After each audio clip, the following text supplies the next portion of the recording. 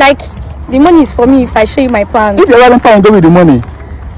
Wait, Everything is there. Jesus. wait. Let me show you. Like, it's nothing. Just pants. I'm wearing pants, yes. So why do you put on pants? Because I'm going to my sister's place. Not like that. I just feel like wearing pants today. Maybe because God knows I will see people. For you? Yes, that's why. So what about you? From Calabari. To be honest with you, I was going to act like I didn't see this particular video, but bro, I can't because it's so disgusting. Like, if I pretend I didn't see it, I honestly feel like God wouldn't be happy with me, and I know exactly what I'm saying.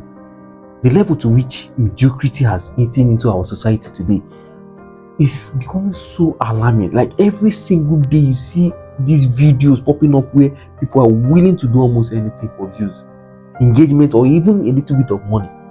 And before someone says you are too serious, let me make something clear.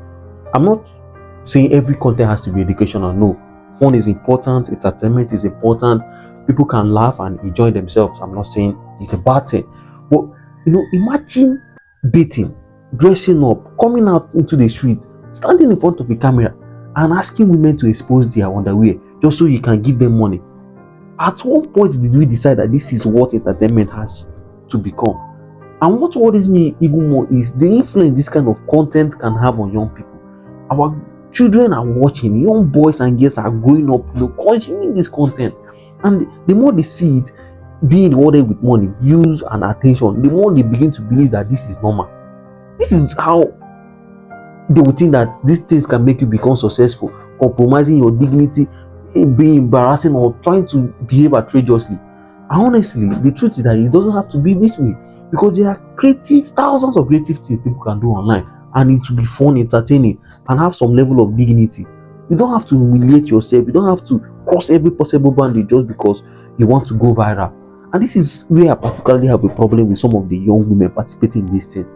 Because if someone is comfortable publicly exposing herself on camera for a small amount of money, what happens when the amount of money becomes much bigger? What boundaries are we teaching ourselves to have when money is involved? I'm not saying this to judge anybody, but God knows I don't consider myself better than anyone. I'm simply sharing an observation and expressing my opinion. You might disagree with me, which is fine, and that's completely okay. You are entitled to your opinion just as I am entitled to mine. But I think we need to start asking ourselves some serious questions. What exactly are we rewarding with our views? What kind of behavior are we encouraging? And what kind of society are we creating for the next generation? Because sometimes the problem isn't just the person creating the content.